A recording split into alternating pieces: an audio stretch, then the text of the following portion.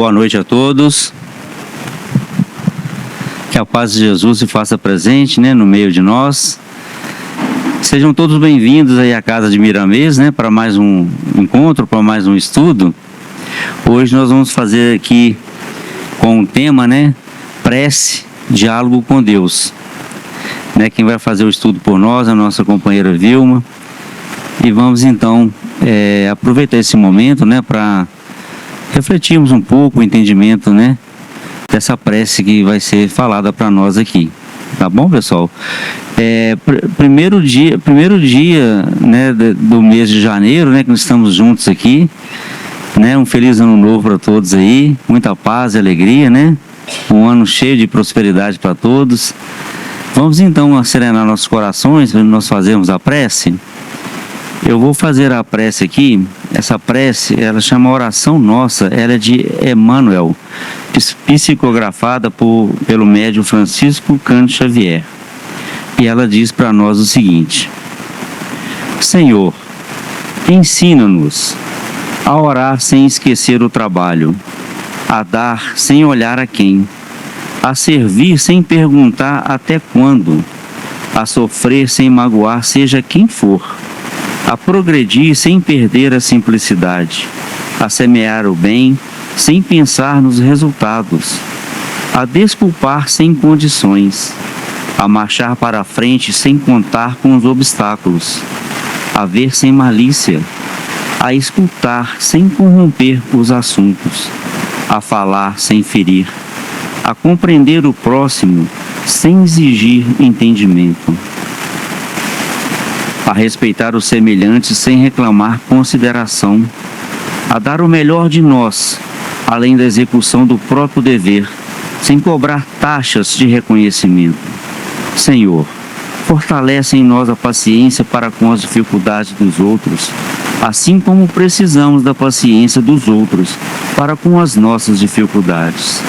Ajuda-nos, sobretudo, a reconhecer que a nossa felicidade mais alta será, invariavelmente, aquela de cumprir-te os desígnios, onde e como queiras, hoje, agora e sempre. Que assim seja. Vilma, está com você agora.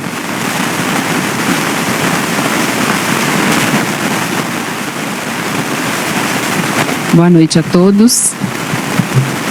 Se vocês estiverem me ouvindo baixinho, podem me avisar que eu aproximo mais o microfone. Com muita alegria que eu retorno a casa, é a segunda vez que eu venho até vocês, e é sempre um privilégio a gente poder partilhar daquilo que a gente aprende na nossa amada doutrina. Então eu vou fazer o estudo hoje, o meu estudo é prece, diálogo com Deus. E quando a casa me deu esse tema, eu fiquei pensando que tantas vezes a gente ouve dizer nos relatos bíblicos quantas vezes Jesus orou. Então eu fiz uma busca, ainda que muito simples e ainda que muito ainda rasante, sobre todas as passagens bíblicas onde a gente tem a anunciação de que Jesus estava a orar. E eu encontrei algumas vezes que Jesus orava recolhido. Ele se recolhia para algum lugar e se colocava em prece. Então a gente tem a passagem de Marcos, no capítulo 1, que Marcos nos diz assim: de madrugada, ainda escuro, levantou-se, saiu e foi para um lugar deserto, e ali orava. Depois, a segunda passagem, a gente vê em Lucas, no capítulo 5, quando Lucas diz assim: ele, porém, retirava-se para lugares solitários e orava. Em Mateus, capítulo 14, está dito: e despedidas as multidões, depois daquela passagem que ele faz a multiplicação dos pães, subiu ao monte, em particular, para orar.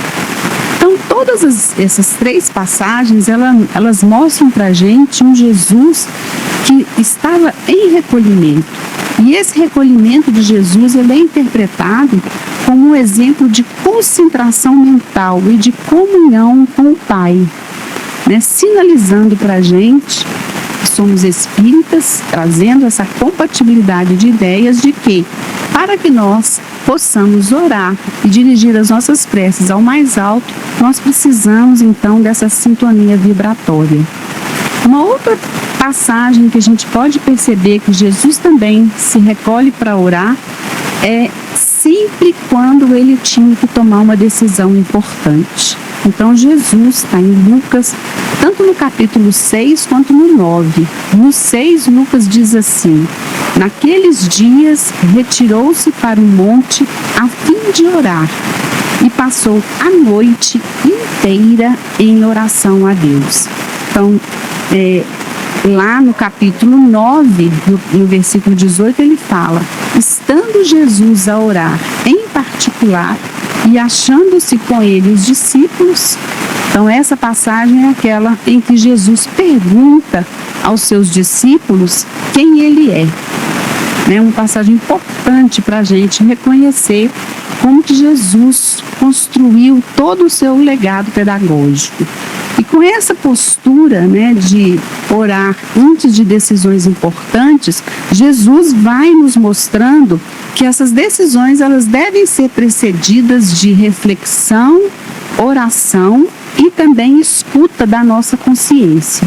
Então, Jesus é um modelo para a gente da submissão à lei divina. Nós encontramos também Jesus a orar quando a gente tem o episódio da transfiguração. Então, naquele momento, está em Lucas, no capítulo 9, ele fala assim: subiu ao monte para orar, e enquanto orava, mudou-se o aspecto do seu rosto. Aí a gente sabe que ele aparece com uma veste branca muito luminosa, e naquele momento ele está em diálogo com Moisés e Elias, né? Essa é a passagem que eles vieram ter com ele. Então, durante esse fenômeno espiritual elevado, que envolve aí tanto a irradiação espiritual quanto a alteração do perispírito, a oração aparece como uma catalisadora dessas manifestações. Então, Jesus também orou sempre que ele estava diante da dor, nas suas provas e também como forma de demonstrar resignação. Então, Mateus e Lucas fazem essas passagens. Mateus, no capítulo 26, quando Jesus diz assim: meu Pai, se é possível, passa de mim este cálice. Contudo, não seja como eu quero, mas como tu queres. Então, aí a gente tem um exemplo enorme de aceitação consciente da prova que ele estava por passar. E depois, já no episódio da crucificação, Lucas conta pra gente, no capítulo 23, em versículos diferentes, que Jesus ora dizendo: Pai, perdoa-lhes, porque eles não sabem o que fazem. E depois, por fim, no minuto derradeiro, Jesus também ora, e ele diz: Pai, nas tuas mãos eu entrego o meu espírito. Então, aí nesse momento a gente sabe que a postura de Jesus é uma postura de grande caridade moral. Essa passagem toda, essas preces de Jesus, elas estão narradas em diferentes literaturas da doutrina, mas no livro Boa Nova, Humberto de Campos conta isso com detalhes. E talvez, conforme seja o nosso tempo, a gente possa então finalizar com essa passagem. Mas por que eu trouxe isso para vocês? Porque quando eu estava fazendo o estudo, preparando o estudo, me veio uma intuição muito forte com a seguinte pergunta: se até Jesus orou, por que não nós? Por que nós devemos orar se até Jesus orou? Então, Jesus é o nosso modelo e guia, é a nossa maior referência, é o espírito mais elevado que já passou pela terra. E ele retirava-se, ele ficava em silêncio, ele buscava a solidão, ele elevava o seu pensamento ao Pai antes das suas decisões, ele se recolhia para orar. Ele orou na dor e ele orou até na hora da derradeira, na hora da sua morte. Ele orou por fraqueza? Não. Jesus orou por consciência espiritual. Então, o que dizer de nós que ainda somos aprendizes, estamos no caminho da aprendizagem, sobre a importância de que teria para nós a oração? Então, longe de ser um pedido simples ou uma repetição de palavras, a prece é um diálogo. Por isso, o tema de hoje não é a prece, é prece, diálogo com Deus. Então, nesse diálogo, a criatura se volta para o Criador não para informar, porque Deus sabe tudo, né? Então, nós nos voltamos para Ele para nos sintonizarmos com o bem, para que nós possamos entender que nós devemos alinhar o nosso coração humano com a lei de Deus. Então, nesse sentido, a oração ela é entendida como uma elevação do nosso pensamento. É uma forma de nós ganharmos forças renovadas para lidar com tudo aquilo que acontece em nossa vida, para estabelecer um laço com os espíritos superiores que nos dirigem e que também nos protegem, né? Então, se Jesus se recolheu tantas vezes para orar, nós, ainda imperfeitos, rodeados de dúvidas que somos, ainda cheios de medos e inseguranças, nós devemos ter em mente sobre o que é a importância da oração para a gente. E aí, o que nós vamos discutir, conversar aqui hoje é sobre a importância da gente orar com sinceridade, de a gente agradecer com sinceridade, a gente pedir forças com sinceridade, porque tudo aquilo que nós pedimos, o nosso Pai Celestial nos há de conceder. Então, a partir dessa introdução, eu venho trazendo então para vocês o nosso primeiro conceito, que é o conceito do que é a prece. O que seria a prece para a gente? Então, a gente sabe que está lá no Livro dos Espíritos que a prece é um ato de adoração. É pensar em Deus, é se aproximar de Deus, estabelecendo com Ele uma comunicação perfeita. Esse slide que vocês estão vendo apresentado aí, ele é uma representação da questão 659 do Livro dos Espíritos. E lá está dizendo para a gente assim: a prece tem três finalidades práticas. Nós usamos a prece para louvar, para pedir e para agradecer. Então, o que é o louvar? Na visão espírita, louvar não significa exaltar a Deus por vaidade ou porque Deus precisa disso, porque Ele não precisa. Louvar é reconhecer a perfeição, a sabedoria e a justiça de Deus. Então, ao louvar, o nosso espírito se eleva moralmente, porque ele começa a desenvolver em si os sentimentos de admiração, de respeito e de humildade. Quando nós louvamos, reconhecendo a superioridade desse ser, nós então estamos educando a nossa alma, ajudando a nossa alma a perceber a grandeza das leis divinas e, o mais importante, a confiar nelas.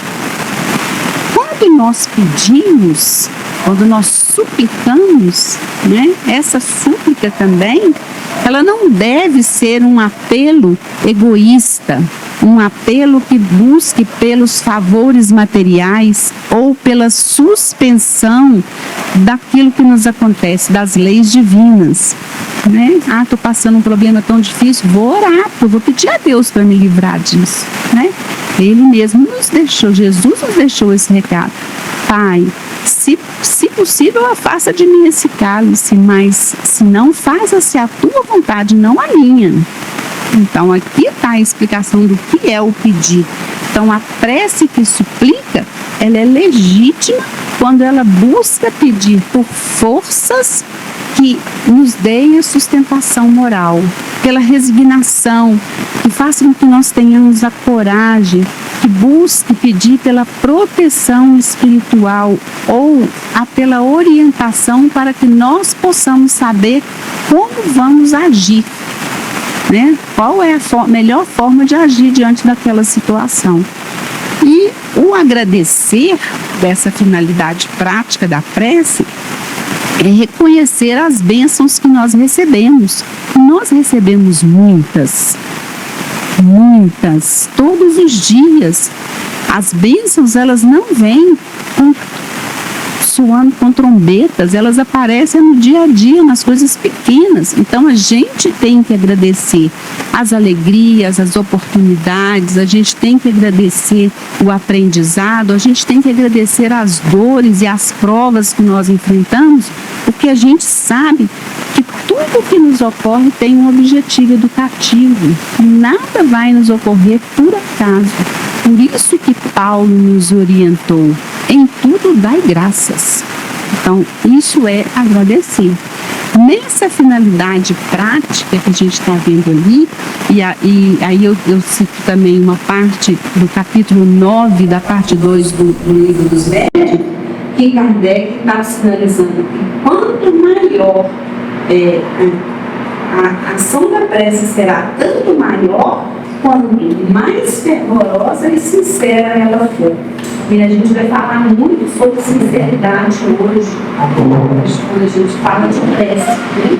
Então, quanto mais fervorosa e mais sincera for a nossa prece, quanto mais consciente a nossa prece for, mais transformadora ela é para o nosso espírito.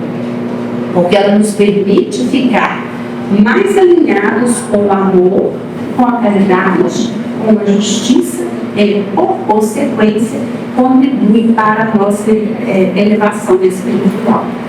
Então, aqui, a gente vai entender que a prece na doutrina espírita, ela não é apenas um pedido verbal, ou ela não obedece apenas a um ritual. Fala baixo. Melhorou muito.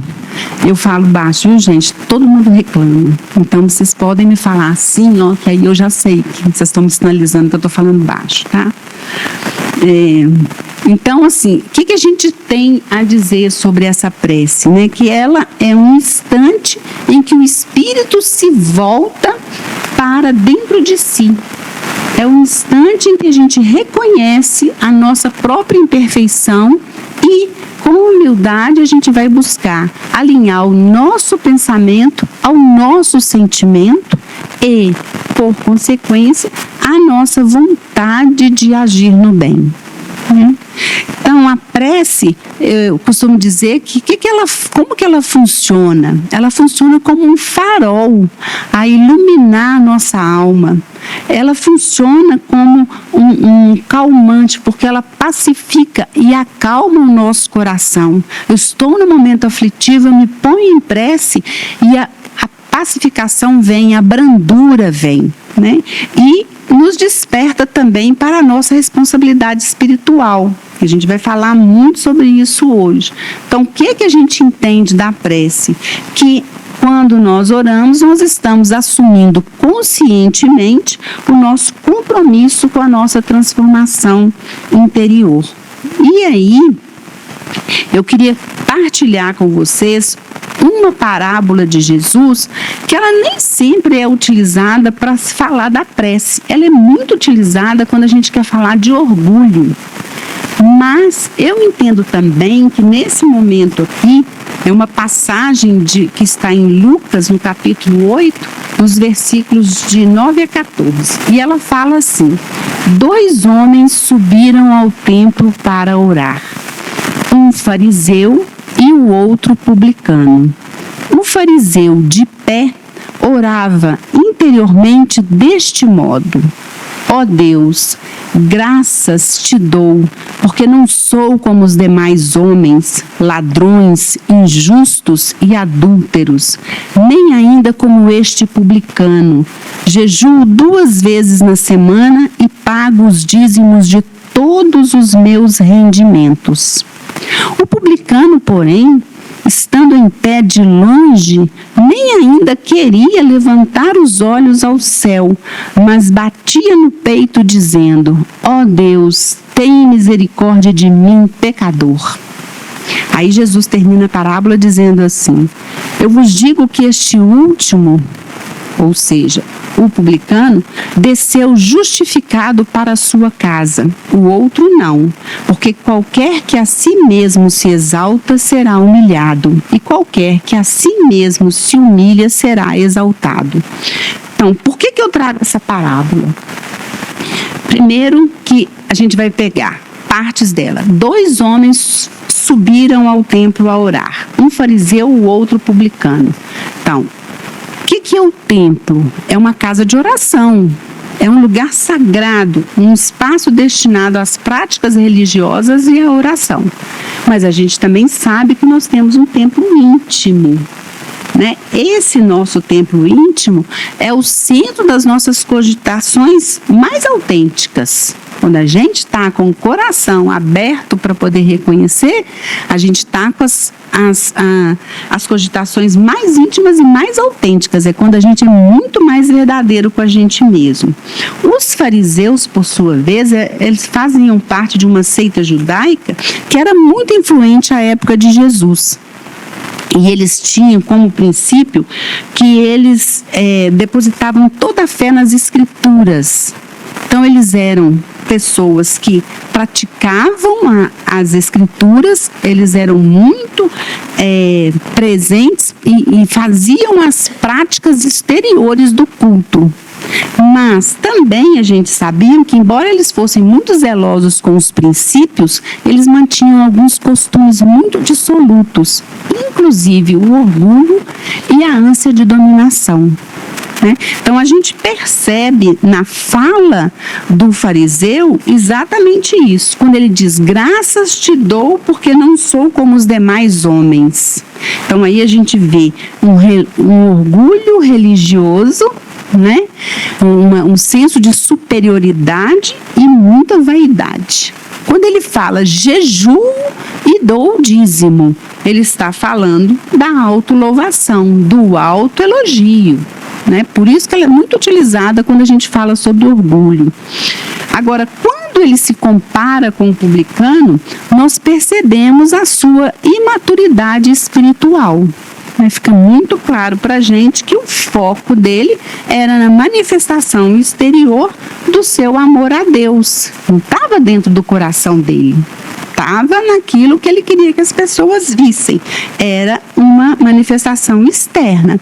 O publicano, por sua vez, era o judeu que foi escolhido pelo domínio romano para ser o cobrador de impostos, de tributos. Por isso que ele era tão mal visto, inclusive entre o seu próprio grupo, porque eles achavam que ele estava traindo, os judeus. Então, o publicano, porém, que então era considerado à margem da sociedade, ele estando de pé, nem ousou levantar os olhos para o céu, mas bateu no peito. E bater no peito na cultura judaica é um sinal externo para demonstrar a dor na sua alma.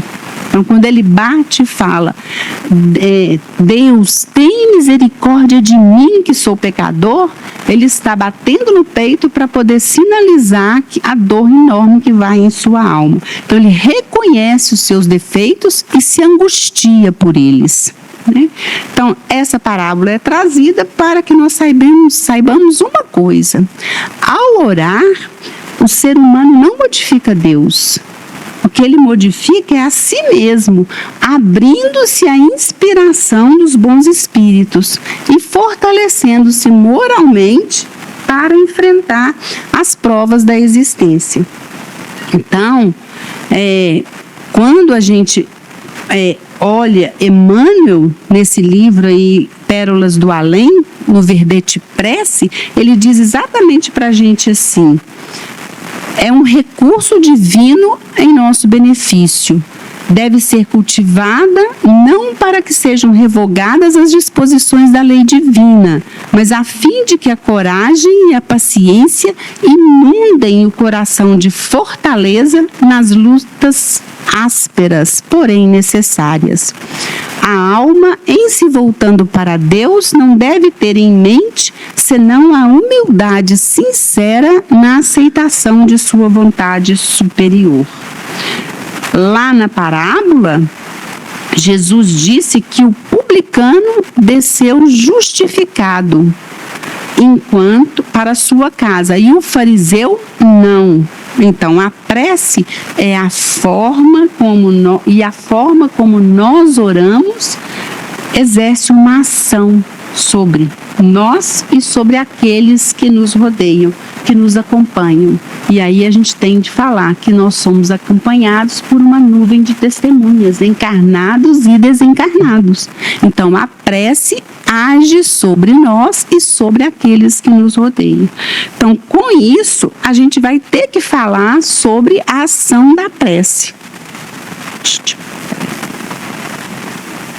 Então, a pessoa que ora, ela se transforma nesse foco irradiador de energias.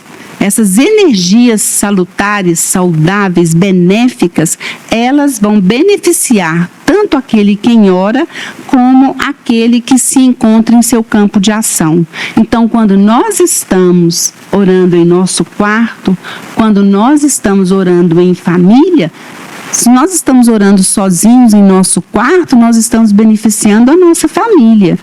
Quando nós oramos em família, nós beneficiamos a nossa comunidade. Quando nós nos reunimos em preces conjuntas, nós estamos irradiando num efeito de uma onda para o planeta inteiro. Né? Todo mundo é beneficiado pelo poder da oração. Então, os espíritos benfeitores, eles recomendam para a gente a oração como um bom hábito. E como um bom hábito, ele tem que ser incorporado ao nosso cotidiano.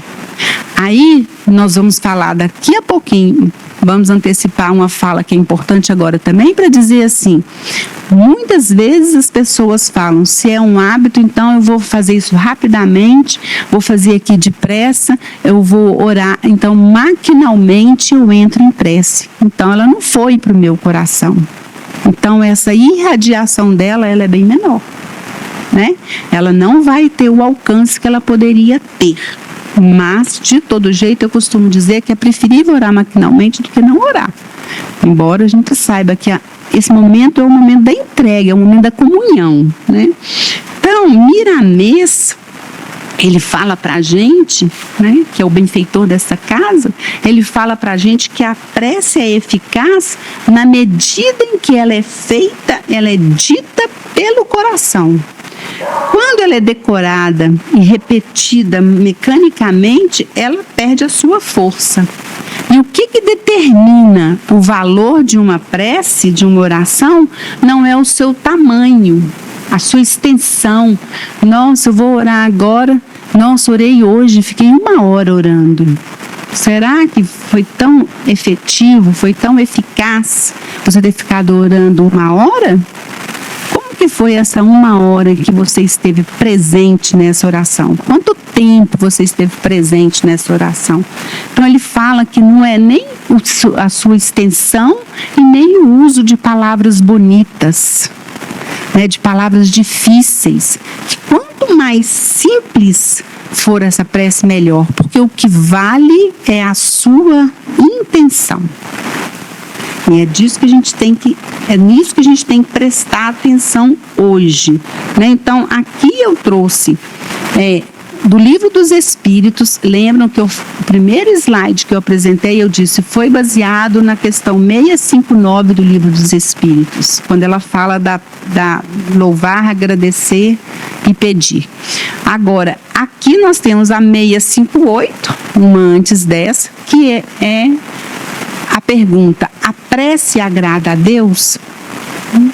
que os amigos espirituais nos respondem enfaticamente: a prece é sempre agradável a Deus quando ditada pelo coração, pois para ele a intenção é tudo. Assim, preferível lhe é a prece do íntimo à prece lida. Agrada-lhe a prece quando dita com fé, com fervor e sinceridade. Aí a questão 660 pergunta: a prece torna melhor o homem? Perdão, inclusive é o meu mesmo. Um remédio que eu tomo nesse horário, desculpa. Aí, então, a prece torna melhor o homem? Sim, porquanto aquele que ora com fervor e confiança se faz mais forte contra as tentações do mal, e Deus lhe envia bons espíritos para assisti-lo. É este um socorro que jamais se lhe recusa quando pedido com sinceridade. Então, aí vocês vão perceber que sinceridade está grifado, né? Eu trago, grifo a palavra sinceridade, porque Kardec mantém esse grifo, mantém essa palavra nas duas respostas. Então, como nada é em vão na codificação, a gente tem que prestar atenção nisso, né? Então, lá no Evangelho segundo o Espiritismo, no capítulo 27, que é chamado Pedi e Obtereis, lá no item 15 está dito: o poder da prece está no pensamento. Ela não se prende nem às palavras, nem ao lugar, nem ao momento em que é feita. Ou seja, as palavras pouco valem, é o pensamento que Deus leva em conta. O que Deus escuta é o nosso coração. Isso é ponto. Então, estou orando por fulano. Aí a gente vai falar, né? Estou orando por fulano, mas trago a mágoa no meu coração. Deus está vendo a minha intenção. Ele está vendo. Ele olha para mim e fala: Vilma, você não está envergonhada, não? Né? Tá bom. Aí eu vou treinando. É hábito. Eu vou lapidando isso. É competência que a gente pode adquirir. Aí, lá no capítulo 24 do livro Os Mensageiros, tem... Porque se pegar a literatura espírita, você vai ver em diferentes pontos. Você pode pegar o Pentateuco, a codificação, os 5 livros principais da doutrina. Você pode pegar qualquer livro da Lavra de André Luiz. Você pode pegar qualquer livro da Lavra de Chico Xavier, de Joana de Ângeles. A prece é tema recorrente, porque nós precisamos dela para nutrir os nossos sentimentos, para nutrir o nosso íntimo. Então, lá neste capítulo, é um capítulo lindo. A Ismália vai fazer uma prece, é uma prece longa, mas é uma prece maravilhosa, que vale a pena a leitura. Capítulo 24, a prece de Ismália. Ismália é um espírito iluminado de autoescola. E eles estão... André Luiz e Vicente estão no posto de socorro do Alfredo. E ela é convidada para fazer a prece. E ela então começa a orar. E a prece é lindíssima, ela é longa. E tem alguns pontos que eu vou trazer para a nossa compreensão. Então, nesse capítulo, o Aniceto explica para André Luiz e para Vicente sobre o que acontece com os espíritos que ainda dormem. Nesse posto de socorro do Alfredo, os espíritos estavam tão ainda arraigados ao mal que eles estão dormindo feito múmias.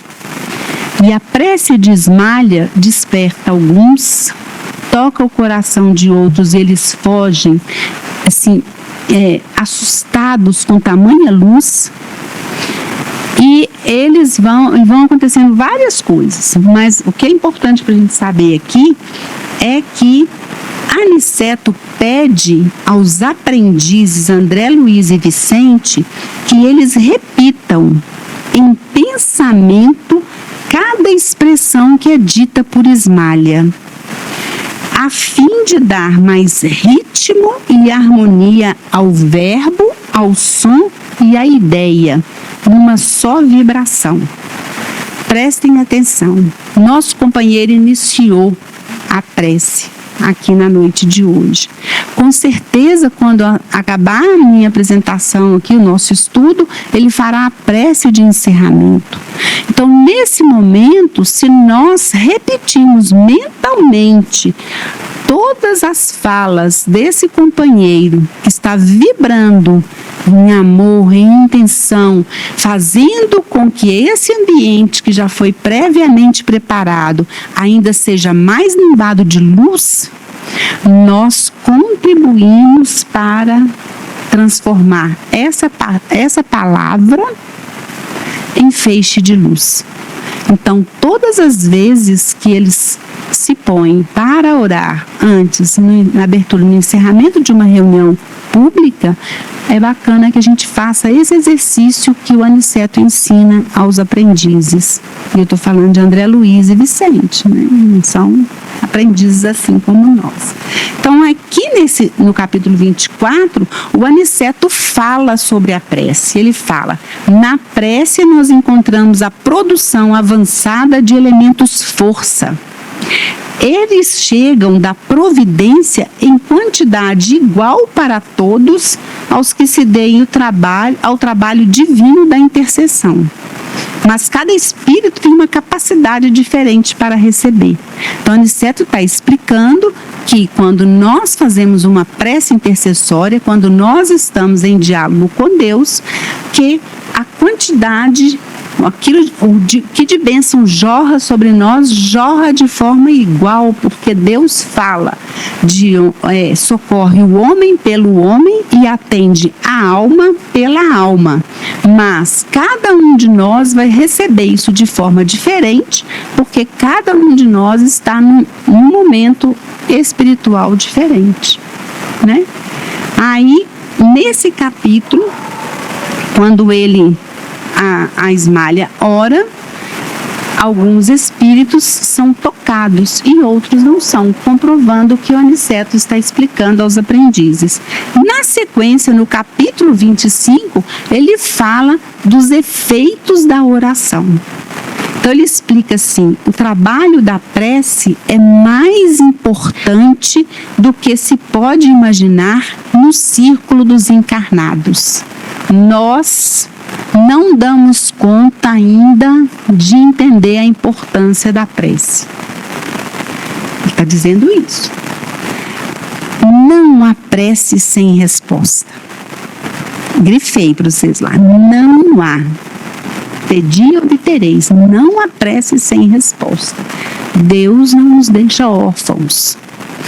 E a oração filha do amor não é apenas súplica, é comunhão ao diálogo, é comunhão entre o Criador e a criatura, constituindo assim o mais poderoso influxo magnético que conhecemos.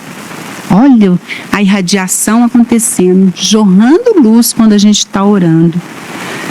Todos os nossos desejos e impulsos razoáveis são atendidos pelas bênçãos paternais do Eterno. Ainda que nos demoremos nas lágrimas e nas aflições, jamais permanecemos no desamparo. Então, nesse momento, o que nós estamos precisando de entender é que nem sempre a resposta obtida é entendida ou vista por nós como aquilo que queríamos. A resposta vem, mas ela pode não vir do jeito que nós desejávamos. Eu estou pedindo a Deus agora. Lembra que ele falou que a gente não deve pedir pelas coisas materiais, estou pedindo a Deus para ganhar na Mega Sena. Vai ser bom isso para você?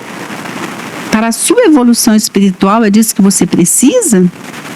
Ou talvez você lidar com a escassez seria o mais proveitoso para o seu espírito, né? Então, a gente não deve pedir.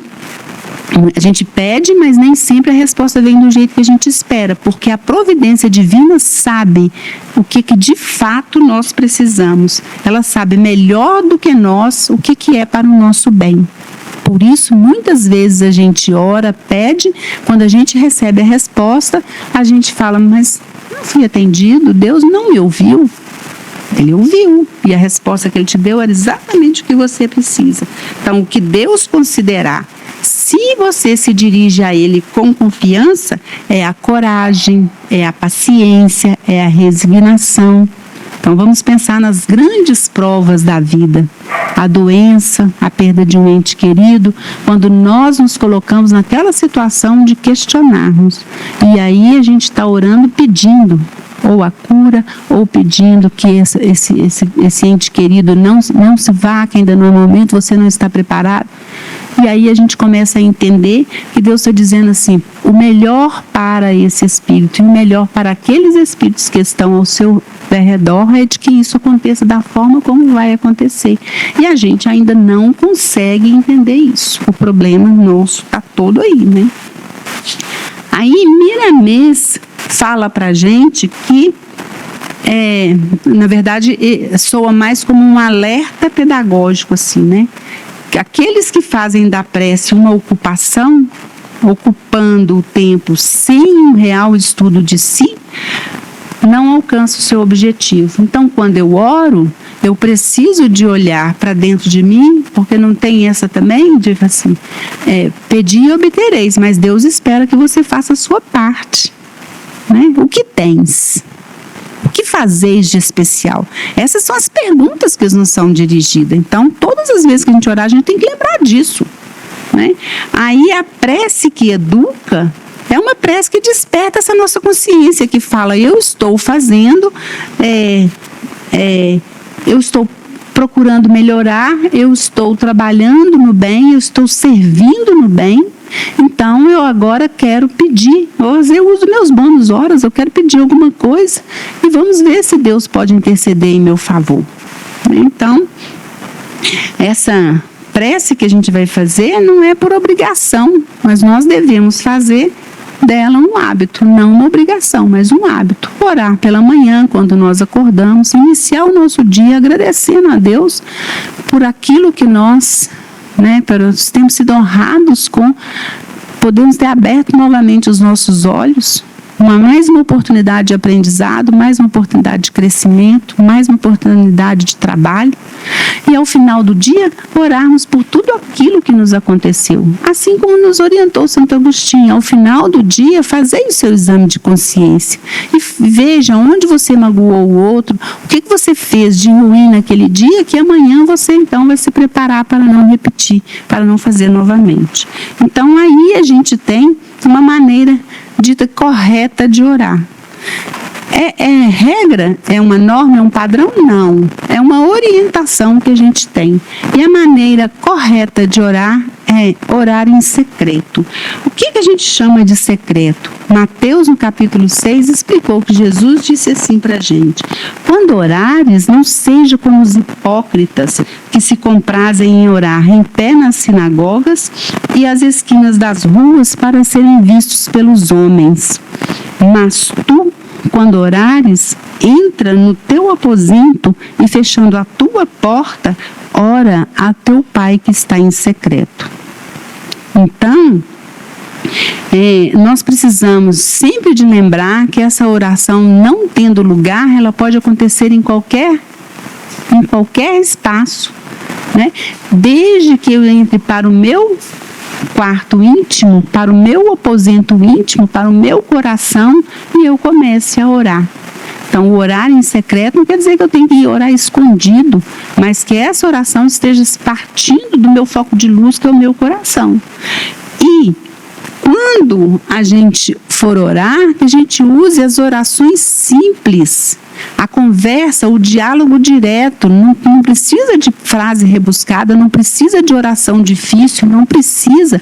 É uma conversa com Deus. Então, nessa conversa com Deus, Mateus também fala que ele diz assim, e orando, não useis de vãs repetições como os gentios, que pensam que por muito falarem serão ouvidos. Então, sejamos mais objetivos, mais simples, conversemos com Deus. Ele nos escuta, ele, muito antes da gente abrir a boca, ele já sabe o que a gente precisa, mas ele quer que a gente faça a nossa parte. Eu me lembro, eu nasci num berço católico e há 20 anos que eu sou espírita, e eu me lembro que uma vez por mês nós nos reunimos para rezar o terço cada dia na casa de um filho, né, de um irmão. E eu tinha um cunhado que ele ficava muito impaciente, porque rezar o terço com todos os seus mistérios é uma coisa que demora um pouco, né? Aí a pessoa que conduzia o terço estava rezando a Ave Maria, são 10 em cada dezena, né? Aí ele falava idem, idem, idem. Então, isso é usar de vã repetição. Como pode? Né? Então, as pessoas estão tocadas pela oração, que inclusive a Ave Maria é uma das preces mais bonitas. É Pai Nosso e Ave Maria, depois Caritas. Então, essa que o companheiro leu aqui, orou conosco no começo, ela é maravilhosa, de Emmanuel. Então, quando a gente está orando, que a gente então não precise de usar essa repetição, que a gente possa conversar com Deus como nós conversamos com alguém que nos quer bem, em alguém em quem nós confiamos, né? Depois ele diz assim para a gente, falar ao coração. Isso é o diálogo. Diálogo, prece, diálogo com Deus. Então a gente está falando de coração para coração. E quando a gente fala de coração para coração, a gente fala de confiança, a gente fala de sinceridade.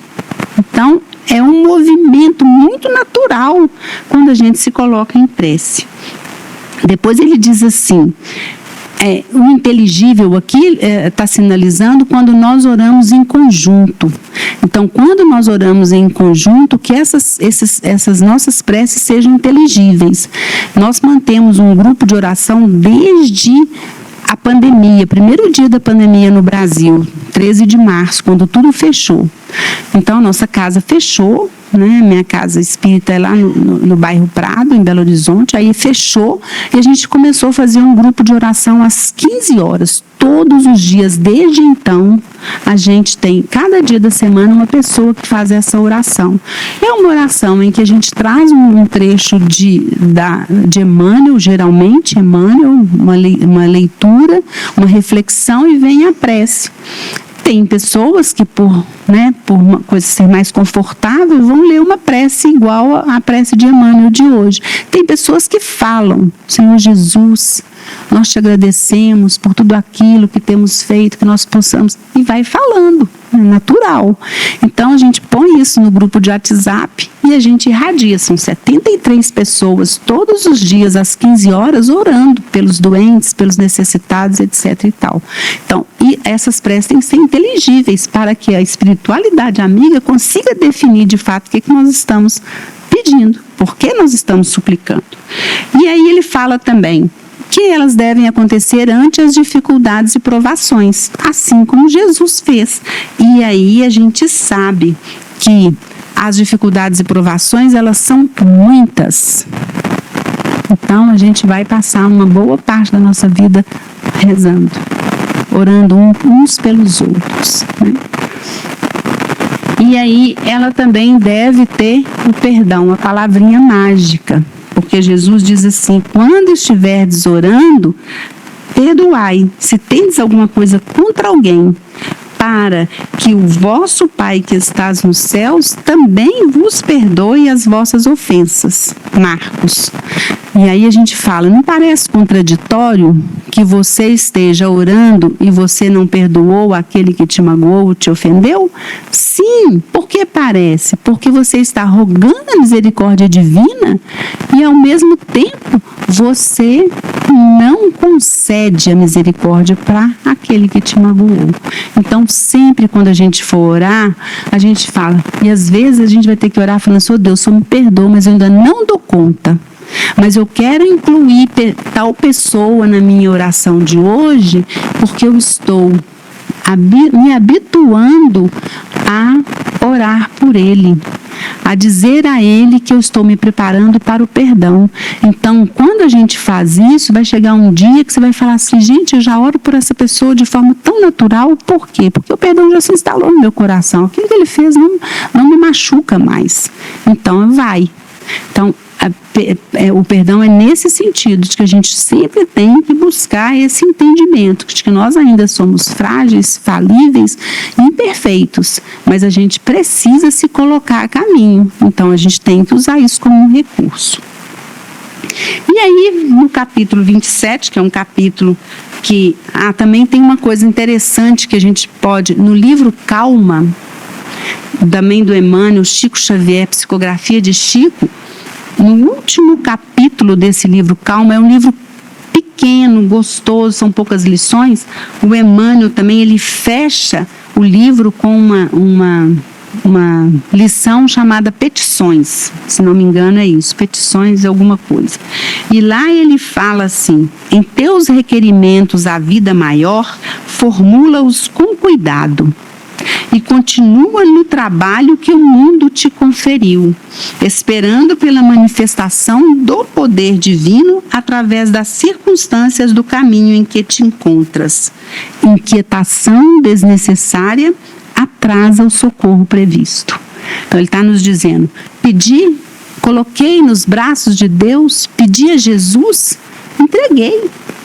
Eu vou continuar a minha vida, eu vou trabalhar, eu vou continuar cuidando dos meus filhos, da minha casa, eu vou continuar na minha lida cotidiana, porque a resposta virá. Então, eu pedi, eu confio, então eu entrego. E aí, no capítulo Santo Agostinho, no capítulo 27, do Pedi e Obtereis, o Santo Agostinho fala que as preces, elas trazem palavras tocantes e que ela funciona como um orvalho divino que destrói o calor das paixões. Então, a gente vai trazendo a prece como filha primogênita da fé. Quando eu tenho fé, eu oro. E ela nos conduz no caminho que leva a Deus. Aí,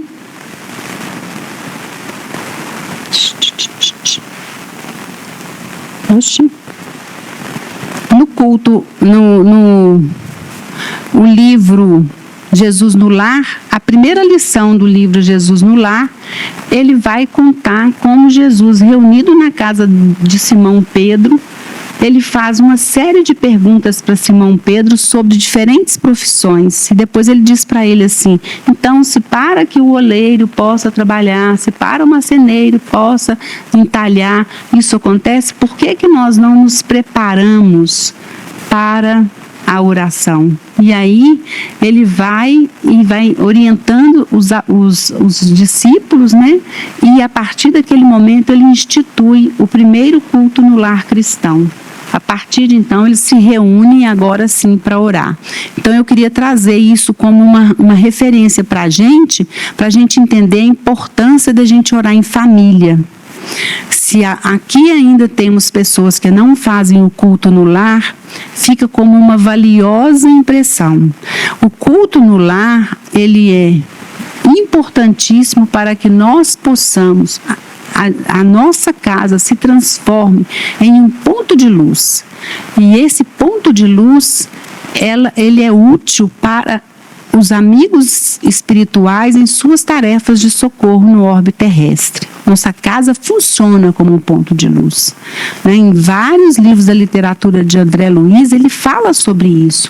Então, a gente tem a importância de fazer o culto no lar. Nós já sabemos, a gente escolhe um dia, a gente escolhe um horário fixo e a gente reúne em família, abrimos com o Pai Nosso, fazemos uma leitura do Evangelho escolhido ao acaso, fazemos as nossas vibrações por todos aqueles que amamos, por todo o planeta, por tudo aquilo que vier ao nosso coração, encerramos com uma Ave Maria. A água fluidificada, que é colocada sobre a nossa mesa, ela é fluidificada e naquele momento muitos outros espíritos estão conosco, aproveitando a irradiação que está sendo feita ali. Então é uma boa orientação para a oração. E caminhando então para o encerramento, Por que nós intitulamos o estudo de hoje Prece e Diálogo com Deus? Porque no Espiritismo é um diálogo entre o nosso coração e o alto, que fortalece a nossa alma e nos liga aos propósitos divinos. Então a gente sabe que é vibração, é intenção, é fé. E que todos, é o meu desejo, hoje, tendo sido convidada para partilhar um pouco que sei, todos os espíritos aqui presentes hoje, inclusive os desencarnados, que eles encontrem na prece um instrumento de crescimento interior, uma conexão espiritual que nos leve a cada um de nós a essa transformação pessoal, porque é o caminho da prece que nos conecta com o mais alto. Muito obrigada a você. Se alguém quiser fazer alguma pergunta ou tiver alguma dúvida. Você fala o seguinte, quando a gente faz a prece, às vezes você fica achando de resposta. Você vai na rua e encontra a pessoa que fala, ou hipotético, a pessoa fala, você deixa um lado. É isso aí. Muito, como é que você chama? Renata, tudo bem você? É exatamente isso. A gente fica achando que vem um anjo com trombetas e o que acontece é uma pessoa ao seu lado no ônibus que fala uma coisa que você escuta e fala, gente, mas eu estava pensando nisso hoje. Ou você é orientado a fazer uma leitura, abre uma leitura e aí a resposta vem, né? É um sinal que vai acontecer. Então a gente tem que orar, pedir, entregar, confiar e ficar atento, que a resposta virá. Eu esqueço muito de um esqueci muito de aí a minha irmã liga e fala comigo assim, eu vou pegar na aula. Aí ela falou, você esqueceu não, né? Hoje eu tinha um de nosso, ela vai fazer um dia, ela vai fazer gravador. Não, não tá lembrando não. Aí eu digo, assim como é isso mesmo. E a gente esquece mesmo, né? Porque quando a gente está no caminho da transformação pessoal, as forças contrárias costumam atuar mesmo, para impedir que você se eleve. É isso aí. É a visita, é o convite para o churrasco, o mundo, né? Então a gente precisa de entender o que é ser cristão no mundo. É isso mesmo. Obrigada, viu? Agradecemos a Vilma pelo estudo da noite. É muito importante o assunto, né? A gente saber fazer uma prece, saber orar, né? Com o coração. Não praticar aquelas preces decoradas, né? Repetitivas. E sim pôr o coração para falar. Conversar com Deus através do coração e não de palavras, de mantras, essas coisas. É importante porque a prece tem que ser uma transformação interior, né? Conforme ela bem colocou aqui, né? Uma transformação interior. Então, muito importante esse assunto no nosso dia a dia, para que a gente nunca se esqueça de orar, não só ao dormir, ao levantar, mas a todo instante que a gente sentir uma necessidade. Alguns avisos, gente. Nós temos alguns estudos na casa, né?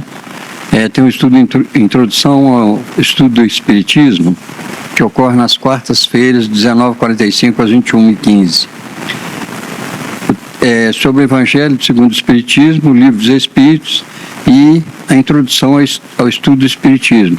Esse estudo é voltado para aqueles que estão iniciando na casa espírita, né?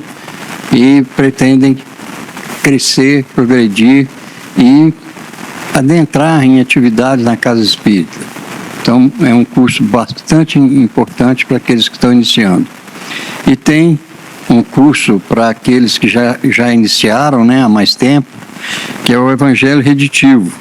Ele ocorre aos domingos de 8h45 às 10h15.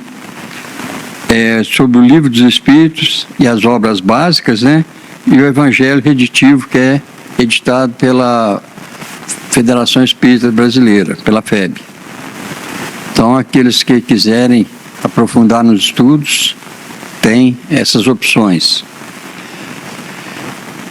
É importante que todos saibam que a casa tem livros novos para venda, livros usados para venda e livros para emprestar.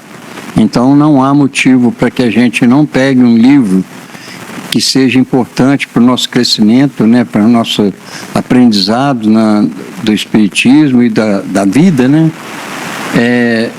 Porque tanto pode pegar emprestado, quanto comprar um usado ou comprar um novo. E muitos dos livros que são citados aqui durante as palestras, durante os estudos, tem disponível aqui na casa.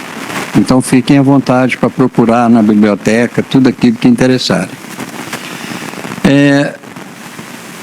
O departamento Abraço de Luz, o DJJ, eles estão pedindo doações de fraldas tamanhos RN, né, de recém-nascido, PMG e GG. Aqueles que puderem doar, é só entregar na recepção, que serão muito bem-vindas, porque as crianças necessitam de fraldas e muitas vezes falta, não tem como atendê-los. Então, aqueles que puderem, ajude a casa a ajudar essas famílias que necessitam de fralda para suas crianças. Vamos então para a nossa prece final. E logo após a prece, aqueles que sentirem necessidade do passe, é só se organizar em fila aqui à minha direita. Lembrando que durante o trabalho da noite, né, cada um já recebe as energias que lhes são destinadas, aquilo que lhe é necessário. Mas tem aqueles que precisam do passe porque é um tratamento, né? E aqueles que têm necessidade desse passe. Então fiquem à vontade para tomar o passe logo após a prece final. Vamos fechar nossos olhos, elevar nossos pensamentos a Deus, pedir ao Divino Mestre que nos ampare, nos fortaleça na nossa caminhada, que possamos vencer os obstáculos do dia a dia, sempre com o coração à frente de tudo, com fé no amor e na caridade, porque são os mecanismos que nos levam até Ti, Senhor. Agradecemos pela oportunidade dos estudos, agradecemos por mais um dia de vida, que possamos estar sempre presente em nossas reuniões, aqueles que nos fortalecem, nos ajudam no nosso dia a dia, nosso anjo guardião, que está sempre conosco, possa estar sendo fortalecido também e nos fortaleça a cada dia, a cada instante em nossa caminhada. Seja conosco, Jesus, hoje, agora e sempre, e que assim seja. Muito obrigado e uma boa noite a todos.